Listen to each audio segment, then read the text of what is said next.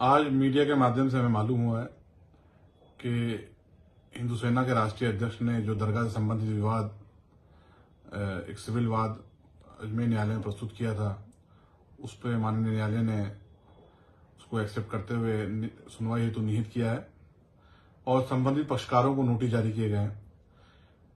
इसमें यह भी मालूम हुआ कि संबंधित पक्षकार जो बनाया है, उन्होंने एक दरगाह कमेटी को बनाया है जो यहाँ की स्टैच्यूरी बॉडी, मैनेजमेंट बॉडी दरगाह की, आर्कियोलॉजिकल सर्वे ऑफ इंडिया को बनाया गया है और मिनिस्ट्री ऑफ माइनॉरिटी अफेयर्स को बनाया गया है। मैं सैयद नसरुद्दीन चिश्ती आपसे मुखातिब हूं on behalf of the office of the सज्जादा नशीन, spiritual head of the shrine. मैं यहाँ के जो सज्जादा नशीन है उनका जानशीन उत्तराधिकारी हूं और खुद बाहैसियत गरीब नवाज का एक वंशज, उनकी औलाद हूं। हमें इसमें पार्टी नहीं बनाया गया है, लेकिन फिर भी ये हमारे बुजुर्गों की दरगाह से जुड़ा हुआ मामला है।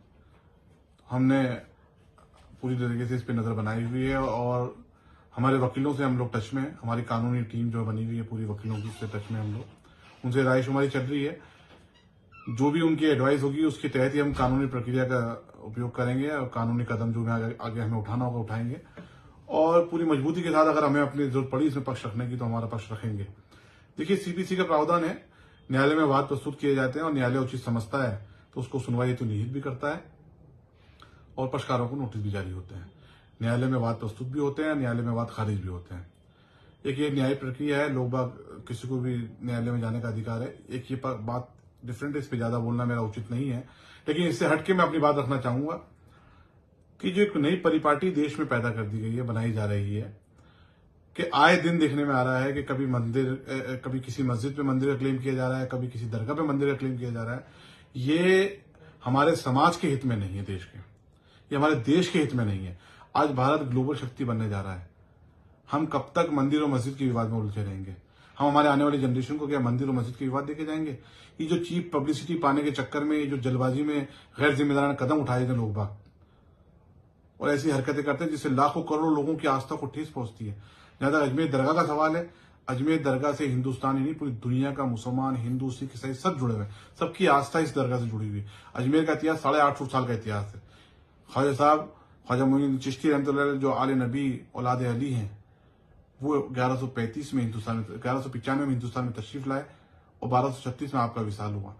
उसके बाद से ही दरगाह आज तक यहाँ कायम है। इन 850 सालों के अंदर तमाम मजहब के राजा रजवाड़े, मुगल, ब्रिटिश शासक यहाँ आके गुजरे। यहाँ पर आप देखेंगे क्वीन विक्टोरिया का भी हौज है।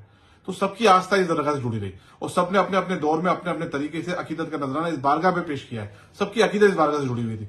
आज गुम्बद मुबारक के अंदर जो चांदी का कटहरा आप देखेंगे जो जयपुर महाराज का चढ़ाया हुआ है, ऐसे ही हर राजा रजवाड़े ने, हर बादशाहों ने अपने दौर में यहाँ पर इनामात पेश किए हैं, अपने अपने अकीदत का नजराना पेश किया है। ये बारगाह हमेशा मोहब्बत अमन का पैगाम देती है। गंगा जमनी तहजीब का गहवारा है। यहाँ पर ऐसा नापाक सोच रखना और इसके बारे में ऐसी बात करना, ये उन तमाम दुनिया के लाखों करोड़ लोग जो आस्था जुड़ी हुई है उनकी आस्था को ठेस है। ये समाज को बांटने का काम किया गया है, ये देश को तोड़ने का काम किया जा रहा है। मैं हाल ही में जो घटना हुई है अभी रिसेंटली आप देखें संभल के अंदर, मैं उसकी भी सख्त अल्फाज में मजम्मत करता हूँ। 4-5 बच्चे वहां शहीद हुए। आखिर कब तक ऐसे नींद में सूट के लोग आ जाते हैं और आए दिन नए नए क्लेम करते हैं?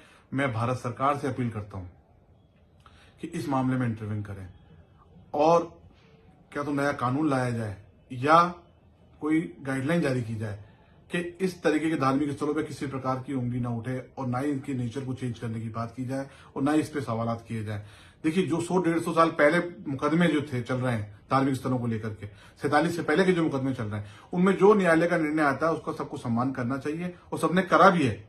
उन विवादों को छोड़ें, लेकिन नए विवाद तो उत्पन्न ना करें। आज देश तरक्की के रास्ते पे गामदन है। आज हिंदुस्तान ग्लोबल शक्ति बन रहा है और हम मंदिर मस्जिद के विवाद में लड़े हुए हैं। देखिए, जहां तक मैं इस मौके पे मोहन भागवत जी के बयान को कोट करूंगा। मोहन भागवत जी ने 2022 में कहा था, वो इस देश के एक जिम्मेदार शख्स हैं। उन्होंने कहा था कि आखिर कब तक हम हर मस्जिद में शिवालय को ढूंढते रहेंगे?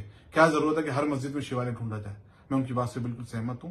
ये जो लोग ऐसी हरकतें कर रहे हैं चीप पब्लिसिटी के लिए, इससे हम तमाम देशवासियों को मजहब से ऊपर उठ करके ऐसे लोगों से सामना करने की जरूरत है, ऐसे लोगों का बाइकआउट करने की जरूरत है। जहां तक अजमेर दरगाह का सवाल है, अजमेर दरगाह के बाबत जब दरगाह ख्वाजा साहब एक्ट बनाया जा रहा था 1955, उससे पहले एक इंक्वायरी कमेटी बिठाई गई थी। जस्टिस गुलाम हसन जो इलाहाबाद हाईकोर्ट के जज, सिटिंग जज थे, उन्होंने बाकायदा इंक्वायरी करी, उसमें थॉरली पूरी स्टडी की गई दरगाह की तमाम बिल्डिंग्स के बारे में, तमाम बिल्डिंग कब बनी, कौन सी इमारत कब तामीर हुई, कितना दरगाह का एरिया है, पूरी हिस्ट्री के बारे में पूरा चेकवार्ड हिस्ट्री डिस्कस की गई है। और कहीं से भी किसी भी धार्मिक इस दरगाह के अंदर मंदिर का या उसके अवशेष होने का जिक्र नहीं है। इन 850 सालों के अंदर कई राइटर्स, मुस्लिम्स, नॉन मुस्लिम भी गुजरे, उनकी कई किताबें हैं खड़ी नवाज के ऊपर, लेकिन किसी किताब में, किसी बुक में कहीं जिक्र नहीं है कि यहां पर मंदिर हो या उसके अवशेष हो। ये जो वादी हैं, इन्होंने जो दावा पेश किया है, ये सिर्फ 1910 में जो हरविलास शारदा जी की किताब है अजमेर हिस्टोरिकल एंड डिस्क्रिप्टिव, उसकी बुनियाद बना करके। हरविलास शारदा जी एक सम्मानित व्यक्ति थे इस शहर के, लेकिन वो हिस्टोरियन नहीं थे। उनकी जो किताब में उन्होंने बात लिखी, उसकी कहीं ऑथेंटिसिटी नहीं है, कहीं से साबित नहीं होता है। इस 100 साल पुरानी किताब से 850 साल की हिस्ट्री को नहीं मिटाया जा सकता। अजमेर दरगाह के बारे में मैं तमाम देशवासियों से अपील करता हूं, ये दरगाह हमेशा मोहब्बत, अमन का पैगाम देती आई है। गंगा जमनी तहजीब का गहवार है, हम सबको मिलकर के ऐसे समाज कंटकों से लड़ने की जरूरत है। और मैं भारत सरकार से अपील करता हूं, जो place of worship preservation act 1991 का, उसमें अमेंडमेंट किया जाए और उसको और मजबूत किया जाए कि 47 के बाद में जितने धार्मिक स्थल हैं वो उसी स्थिति में रहें, उनके नेचर पे किसी तरह से सवाल ना किया जाए, और ना ही आए दिन कोर्टों में एप्लीकेशन पेश की जाए। वो मेंटेनेबल ही नहीं हो, जैसा कानून आना चाहिए कि इस तरीके के धार्मिक स्थलों को कब तक क्वेश्चनाइज किया जाएगा। कभी किसी मस्जिद के बारे में बात करी जा रही है, कभी किसी दरगाह के बारे में। इसको रोकने की जरूरत है। The place of worship preservation act को और मजबूत किया जाए, उसमें अमेंडमेंट किया जाए, ताकि इस तरीके के विवाद ना उत्पन्न हो और देश हमारा तरक्की के रास्ते पे गामदन हो। देश में किसी प्रकार से भी धार्मिक उन्माद ना पैदा हो और ना ही ऐसे लोग कामयाब हो।